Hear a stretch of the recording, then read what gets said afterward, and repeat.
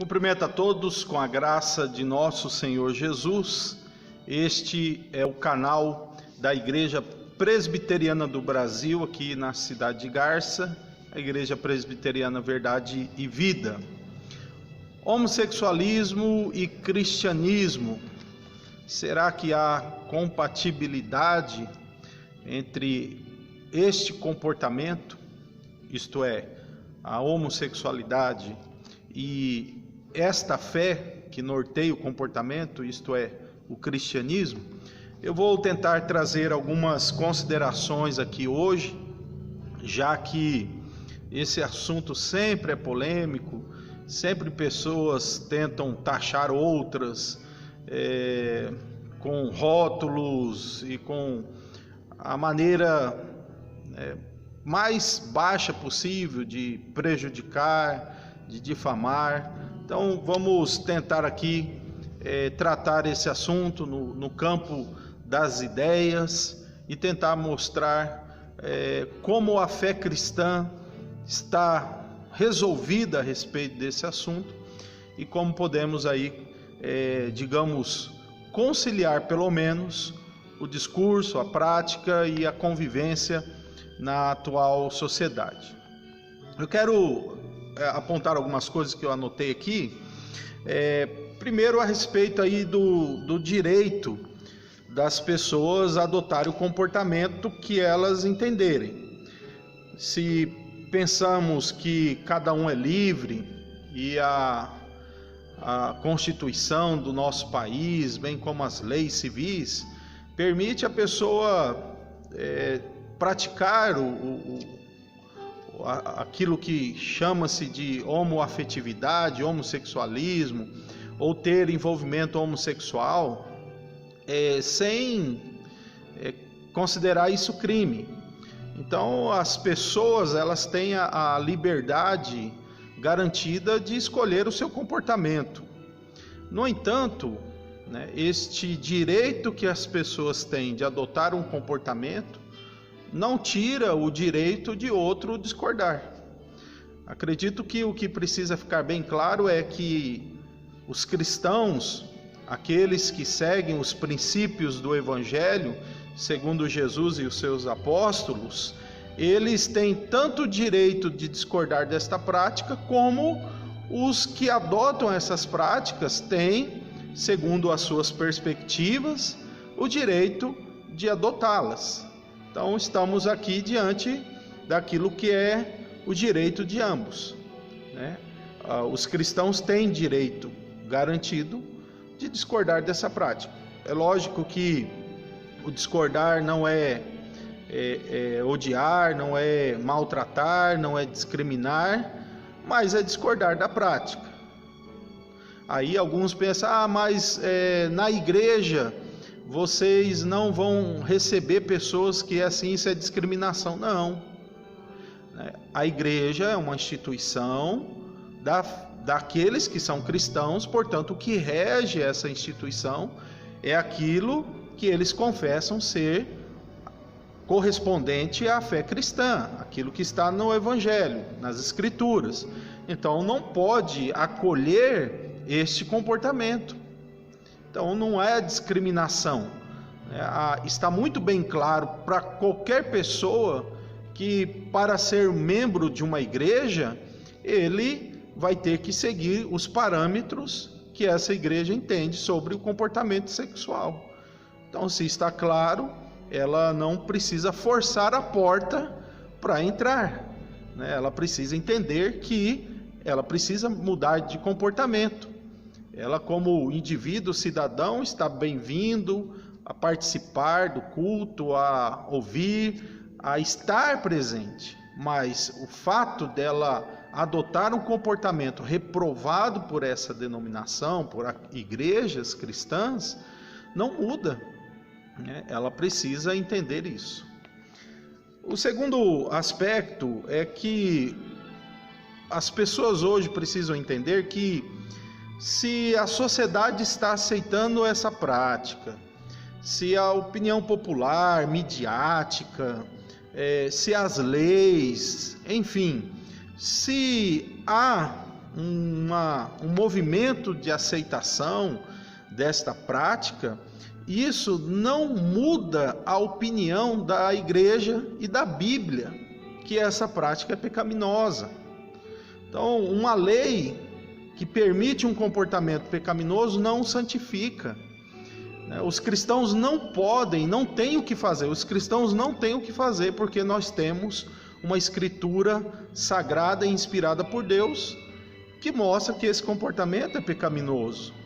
Então não precisa dizer, agora o Supremo resolveu isso, ou tem lei para isso. Não faz diferença no que diz respeito às crenças e ao discurso da igreja. Então, uma lei, ela não santifica um comportamento. Outro aspecto que eu gostaria de usar como uma comparação é o seguinte: o adultério. O adultério, para os cristãos, é reprovado tanto quanto o homossexualismo. Então, será que se houver um movimento, onde vão taxar outros de ou com a classificação adulterofobia, imagine, agora começar a adulterofobia. Por quê? Porque está criticando os adúlteros ou a prática adúltera. Então, assim, toda vez que você pensa, um pastor ou um pregador criticou a prática homossexual, isso é homofobia. Bom, então quando ele critica o adultério, é adulterofobia? Então, assim, é uma forma apenas de tentar cercear o direito da igreja e dos cristãos opinarem sobre este comportamento. Então, adultério, sexo fora do casamento, para a igreja é e continuará sendo pecado. Então a igreja, ela vai continuar proclamando isso e oferecendo a essas pessoas acolhimento pastoral e direção dentro da Escritura, até que essa pessoa tenha de Deus a força necessária para lutar e continuar lutando contra essa prática, quer seja adultério, quer seja o homossexualismo.